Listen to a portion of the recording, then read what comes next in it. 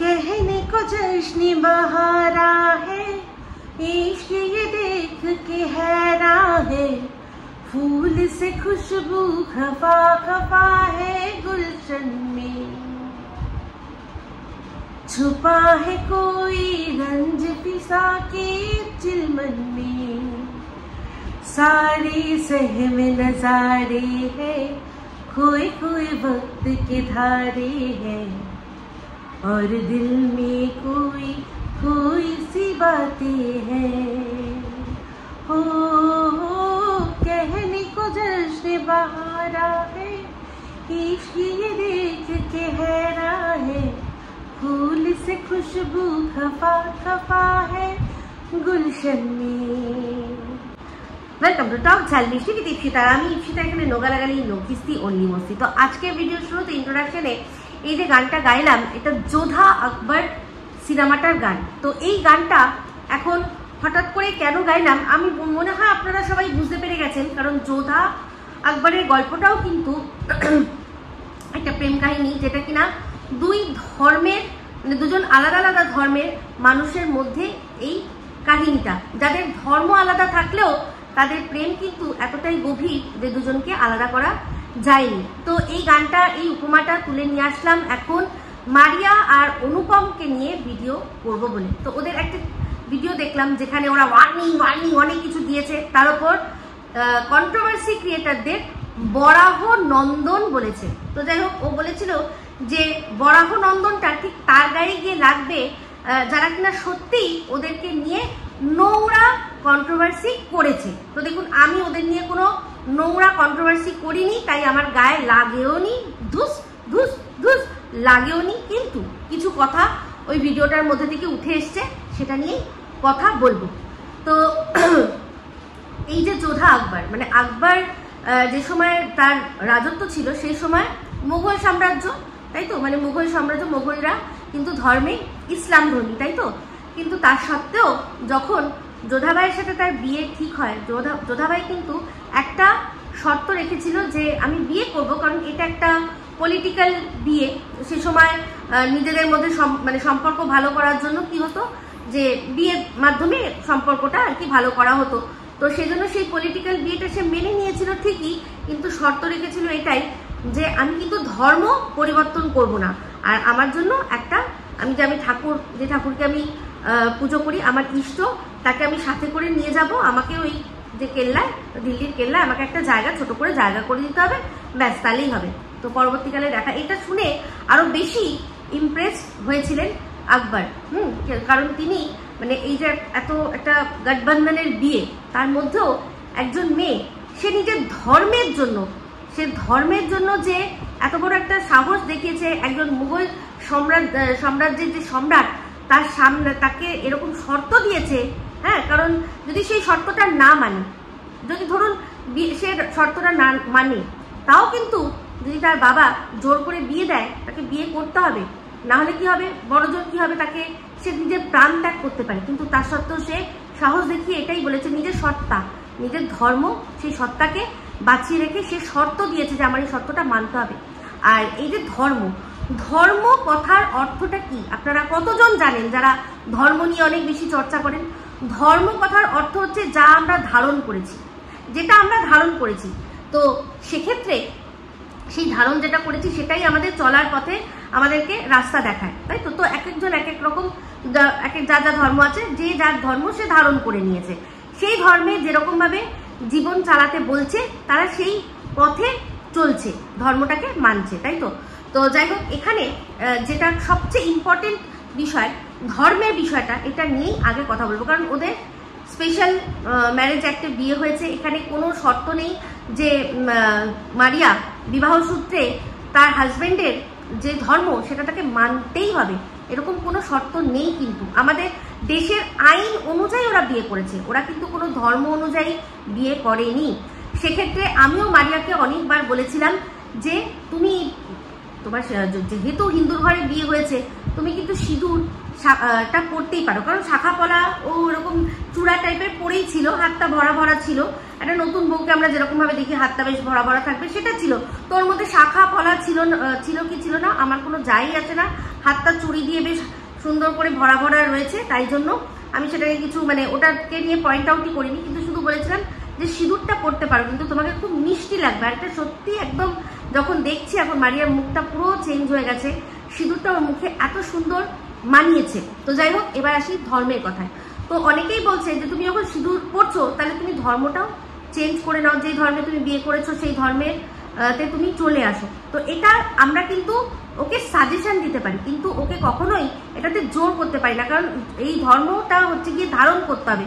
ও যতক্ষণ না ধারণ করবে ততক্ষণ কিন্তু এটা মানে নিয়ে লোক দেখানি ধর্ম নিয়ে কোনো লাভ নেই। আর এমনিতেও আপনারা কতজন জানেন জানি না, সনাতন ধর্ম, সনাতন হিন্দু ধর্ম কিন্তু নেওয়া যায় না, ধর্ম নেওয়া যায় না। যেমন অনেক ধর্ম আছে যেগুলো কিন্তু আপনি গিয়ে তার প্রসিডিওর আছে, আপনি সেই ধর্ম নিতে পারেন, গ্রহণ করতে পারেন, কিন্তু সনাতন ধর্ম দুভাবে আপনি পেতে পারেন। এক হচ্ছে আপনার বাই বার্থ, মানে আপনি জন্মেছেন সনাতনী হিন্দুর ঘরে, সেভাবে আপনি হিন্দু হতে পারেন, বা বৈবাহিক সূত্রে আপনি হতে পারেন। সেক্ষেত্রে যেটা অনুপম বলল যে মানে ধর্ম রকমভাবে নিলেই হয় না, অনেক কিছু করতে হয়। হ্যাঁ, আপনি পূর্বে যে ধর্মে ছিলেন সেই ধর্মে আপনি যে যে কাজগুলো, এমন কোনো কাজ যদি থাকে যেটা কিনা আমাদের সনাতনী ধর্মে সেটার জায়গা নেই বা সেটার মান্যতা নেই, সেটার জন্য আপনাকে একটা প্রায়শ্চিত্ত করতে হবে, এইরকমভাবেই আপনি সেই ধর্মে চলে আসেন। তো এখানে মারিয়াকে চাপ দেওয়ার ধর্ম নিয়ে আমি কোনো মানেই দেখি না, কোনো মানে দেখি না।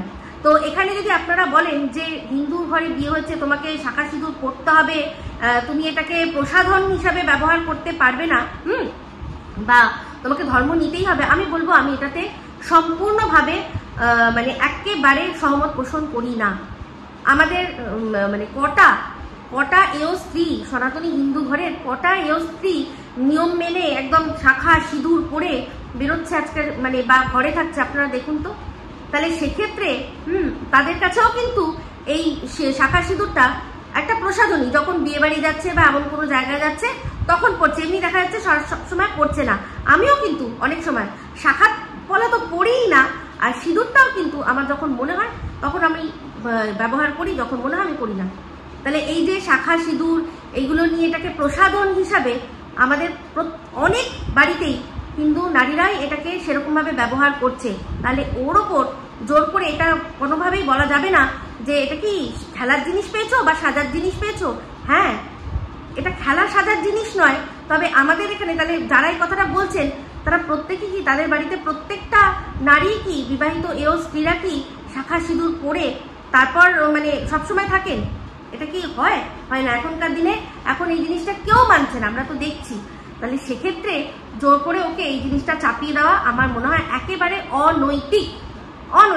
আজকে এই সাইফ আলী খানের মেয়ে সারা আলী খান যদি সবসময় পুজো আচ্ছায় থাকতে পারে, শুনেছি শাহরুখ খানের মেয়েও, সেও কিন্তু তার বাবার ধর্ম নেয়নি, এটা শোনা কথা, আমি শিওর নয়, কিন্তু সারা আলী খানকে তো আমরা সবসময় দেখছি যে সে পুজো আচ্ছা করছে। তো সেও মনে হয় তার মায়ের ধর্ম বা সে ইসলাম ধর্মটা হয়তো সেরকমভাবে নেয়নি, কারণ যদি সত্যিই হতো তাহলে তো সেখানে মূর্তি পুজোর কোনো জায়গা ছিল না। তো ওকে তো সবসময় দেখা যায় যে সে মহাদেবের বিভিন্ন যে জায়গাগুলো আছে, বিশেষ করে কেদারনাথে অনেক সময় যায়, গিয়ে পুজো দেয়।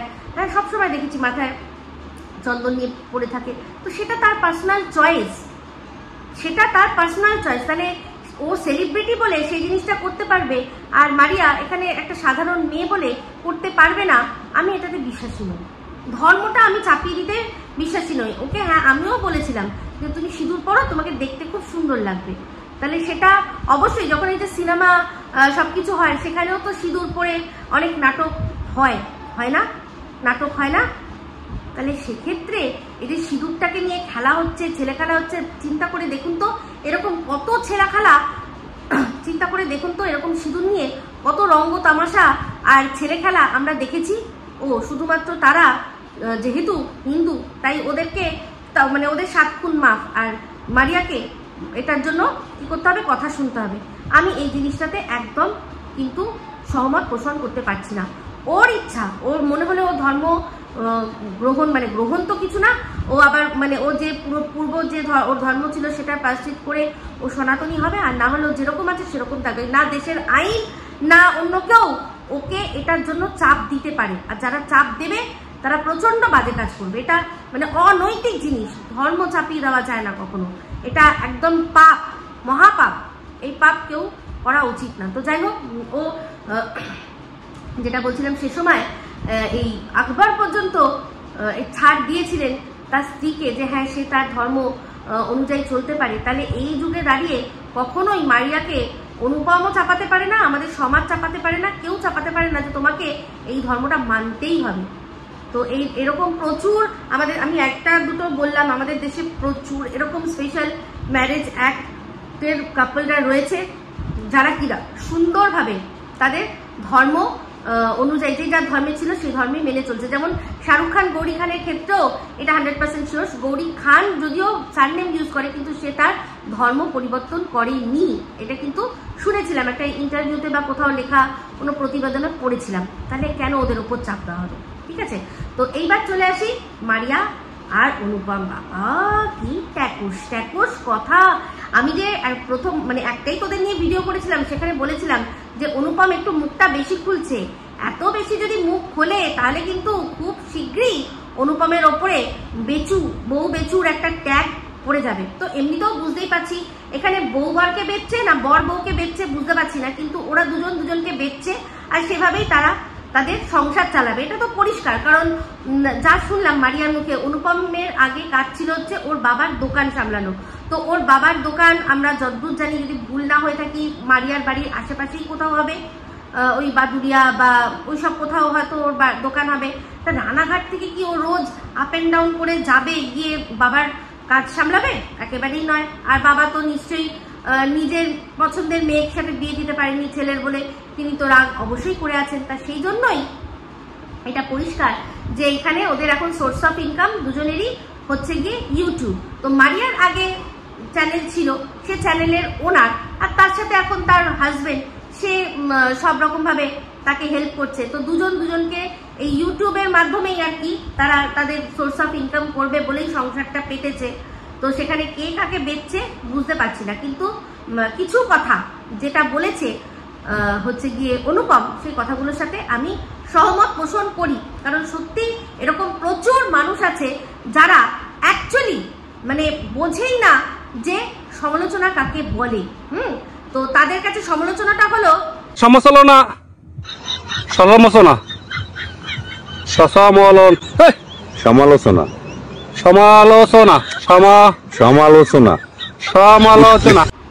ঠিক এই রকম। তারা সমালোচনার মানেই জানে না, বানান জানে না, উচ্চারণ জানে না, কিন্তু বসে যায় সমালোচনা করতে। তো তার মধ্যে প্রধান হচ্ছেন একজন এই মারিয়ার আন্টি, গীতা আন্টি, যিনি কিনা মানে আমরা দেখেছি প্রত্যেকটা বিষয়ে ভিডিওর মধ্যে দেখা যাচ্ছে না, কিন্তু উনি যেভাবেই হোক কোনো না কোনো মানে যাদের নিয়ে কন্টেন্ট করে তাদের কাছে পৌঁছে গিয়ে তাদের ভেতরের খবর নিয়ে তারপর তারা ভিডিও করে। তাহলে তোমার তো সবার আগে মানে এই যে কন্ট্রোভার্সি ক্রিয়েটার, তোমাদের এত গাত্রদাহনের কারণ যদি হয় মানে তাহলে তো তোমার ওনার সাথে সম্পর্ক রাখা উচিত ছিল না। অনুপম আর মারিয়া দুজনকেই বলছি, মানে অ্যাকচুয়ালি কি বলতো, তোমরা চাও কন্ট্রোভার্সি ক্রিয়েটাররা তোমাদের হাতের পুতুল হয়ে থাকবে।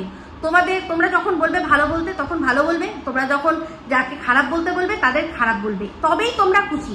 আজকে আমি একটা ভিডিও দেখছিলাম, সেটা শিল্পীর, সেখানে শিল্পী বলছিল যে এই গীতাদির ভিডিও দেখে তুমি কত কেঁদেছো। আচ্ছা, আমরা কি কোনোদিনও ভিডিওতে দেখতে পেয়েছি?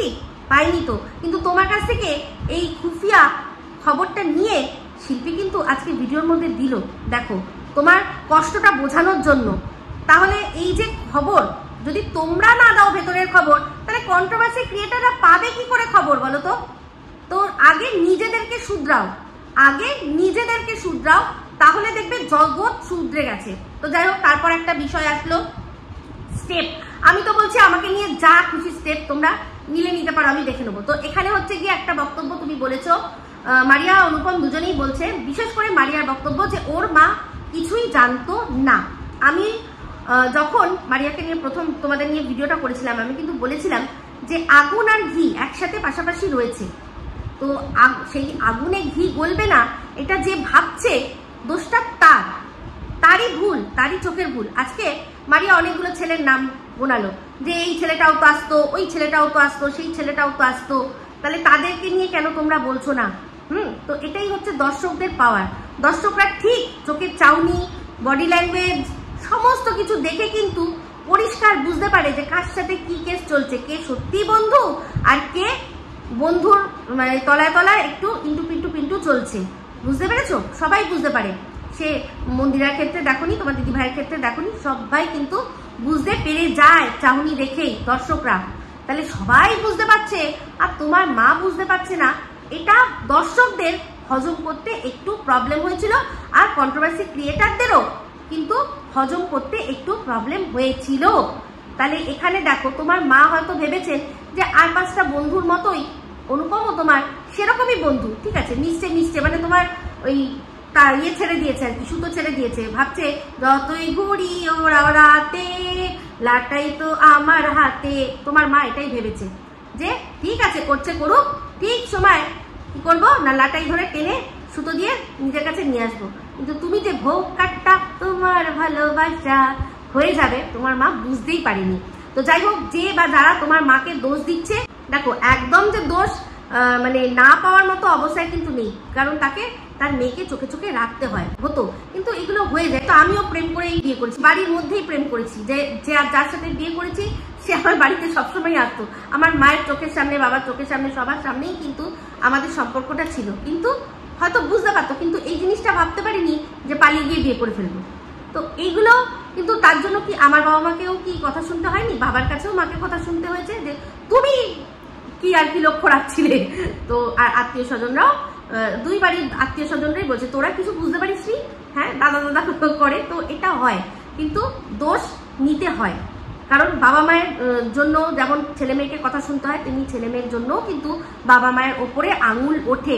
সেটার জন্য প্রত্যেকটা মানে যারা যারা বলেছে সবাইকে বরাহনন্দন বলাটা একদম উচিত হয়নি তোমাদের।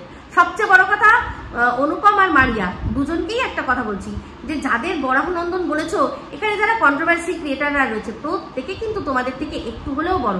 তাই এই কথাগুলো যখন বলছিলে একটু বুঝে বলা উচিত ছিল। তোমরা রাখবে কন্ট্রোভার্সি ক্রিয়েটার, তোমাদেরকে একদম মানে পকেটের ভেতরে ঢুকিয়ে রাখবে, যাদের ঢুকিয়ে রাখবে তারা ভালো, আর অন্যরা বলছে বলেই খারাপ হয়ে গেল। এটা তো তোমরা নিজেরা খারাপ, তোমরা খারাপ। আজকে তবে একটা ডায়লগ আমার হেব্বি লেগেছে অনুপমের, মাঝে মাঝে মনে হয় পেছনে বুড়িমার কালীপট কি বুড়িমার চকলেট বেঁধে ফাটিয়ে দি ধুম পটাশ, ওইটা খুব ভালো লেগেছে, খুব ভালো লেগেছে। কিন্তু এই সমালোচনা যেটা দেখছি সেটা নিয়ে হবেই তো। তো দেখো, এই যে কোনো মানুষের যদি মাথায় এটা আসে যে তোমরা বিয়ে করতে যাচ্ছ, তার আগে এত ডিটেলসে সমস্ত কিছু তোমাদের সব ঠিক আছে, মানে এ তো পুরো সিনেমায় হয়, 3 ঘন্টার ভিডিওর মধ্যে মানে সিনেমার মধ্যে একদম ঝটপট করে সব দেখিয়ে দিতে হয়। সেই জন্য এই হয়ে গেল, ওই হয়ে গেল, ওই হলো সেগুলো, সেই জন্য ওদের কোনো স্ট্রাগল আমরা দেখি না। তো সেইটা দেখেই তো যারা পালায় আর কি, বিশেষ করে আমি তো ভাবছি মানে আমি তো ভেবেছি কোনোই ব্যাপার না, একদম সুন্দর পালিয়ে বিয়ে করলে কি সুন্দর জগৎ, কিন্তু তার পিছনে কতটা স্ট্রাগল থাকে সেগুলো কিন্তু সবাই মানে আমি লাকি আমাকে বুঝতে হয়নি, কিন্তু অনেকেরই আছে তারা বুঝতে পেরেছে। এই যে কথাটা বলে না যে যখন পয়সা থাকবে না তখন জানলা দিয়ে ভালোবাসা পালিয়ে যাবে, দেখবি, এরকম কিন্তু সত্যি অনেকের ভালোবাসা মারা গেছে। সবাই ব্লেসড হয় না, আমাকে যেমন আমি বিয়ে করার পর আমার শ্বশুর বাড়িতে এসেই ঢুকেছি, কিন্তু অনেকেই আছে তারা দেয় না, যেমন তোমার ক্ষেত্রে। সেই জন্য তোমাদের কি করতে হচ্ছে না, বাড়ি ভাড়া করে থাকতে হচ্ছে। আজকে চিন্তা করো যদি টাকা পয়সা না থাকতো তাহলে কি করে চলতো। তাহলে এই যে তুমি যাদেরকে খেপিয়ে তুলছো, যারা কিনা তোমাদের ভালোবাসার, আমার তো ভীষণ ভালো লেগেছিল তোমাদের ভালোবাসার মুহূর্ত দেখাচ্ছ। আমি একটা দুটো ভিডিওই দেখেছি, পুরোটা দেখিনি, তো যেটুকু দেখেছি ভালোই লাগছিল, তোমরা সুন্দর সুখে সংসার করছিলে। কেন ভাই, কিসের জন্য, কোন চুলটা মাছলো, আর কে তোমাদের এই বুদ্ধিটা দিল যে কন্ট্রোভার্সি ক্রিয়েটারদের নাড়াঘাটা দাও আর খোঁচাখুচি দাও? মানে 10 মুখে 10টা কথা। তোমরা ভাবছো কি negative publicity is also publicity, তার জন্য এটা করি, আমাদের নিয়ে অনেক চর্চা হোক। কিন্তু আমি বলবো এটা তোমাদের ভুল মুভ ছিল তোমাদের। চুপচাপ যেরকম তোমাদের পজিটিভ ভিডিও দেখাচ্ছিলে সেটাই দেখাতে পারতে। আর অনুপমকে আমার এমনি খুব ভালো লেগেছে, কিন্তু আমার সত্যি কথা বলতে ও যা বলেছে আমার একটু গায়ে লাগেনি, কারণ আমি সত্যিই ওদের ভিডিওর বাইরের থেকে কোনো কথা এনে বলিনি, আর আমার পক্ষে সম্ভব নয়। তো এইবার যে তুমি একটা ভীষণ বিশ্রী মানে বোকা যুক্তি দিয়েছো, যেটা হচ্ছে তোমার সুদিদির সম্পর্কে, সেই সুদিদির সম্পর্কে তাকে ডাকা হয়নি, কারণ তোমাদের বাজেট ছিল না। ও তো খায়, হ্যাঁ, ঘোড়াকে কটা ঘাস দিয়ে দেবে তাহলেই হয়ে যাবে। তো তোমরা কত মানে ওকে ডাকার জন্য কত বাজেট দরকার পড়ে এটা তো আমি বুঝতে পারি না। আর বাড়ি দূরত্বর কথা বলছো, দূরত্বর কথা তুমি যাকে নেমন্তন্ন করছো সে চিন্তা করবে, তুমি চিন্তা করবে না যে ওর বাড়ি দূর। তোমার কর্তব্য নেমন্তন্ন করা, তুমি বলবে, সে তোমাকে বলবে যে অনেক দূর ধরে আমি না যেতে পারলাম না, কিছু মনে করিস না। এটা তো মানে তোমরা কি বলবো, কারিশমা কা কুদরত কা কারিশমা বদল দিয়া, যে ওরা ও দূরে থাকে বলে ওকে নেমন্তন্ন করছি না আর আমাদের বাজেট নেই। কি বোকা বোকা না? আসল কথাটা বলো না। তুমি এই যে এত দোদমা ফাটাবে, হানাতানা ফাটাবে, অনুপম তোমাকে এতটাই যখন বোল্ড দেখলাম পরিষ্কারই বলতে পারতে যে এই যে 3 মাস তোমার সাথে মারিয়ার কোনো সম্পর্ক ছিল না, 3 মাস তোমাদের সম্পর্ক প্রায় ভেঙে যায় অবস্থা।